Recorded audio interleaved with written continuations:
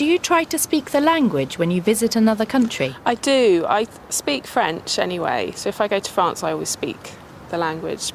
But I try and pick up a few local phrases or try and learn vocabulary for items of food so that I can order food and drink in their language.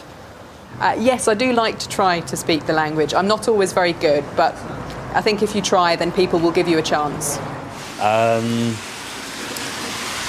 Try very badly. I'm going to learn, I think, to do better.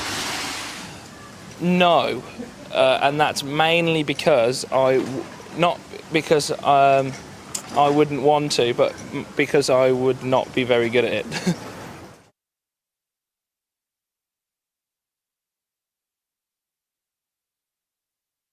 What cultural differences have you noticed when travelling?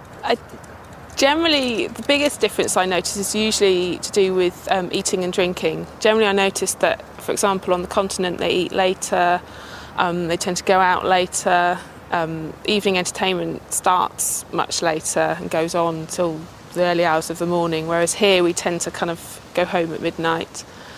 They have siestas as well, which we don't really have here. In some countries, I think formality and politeness are really important. So in Japan, for example, and Vietnam, where I was last year, doing things properly and introducing people were very, very important. Well, I've been to places like China, where there's quite an obvious cultural difference. People have a different idea of privacy, I found. But also, just in France, there are cultural differences with regards to drinking and things like that. I haven't really noticed any that I could mention.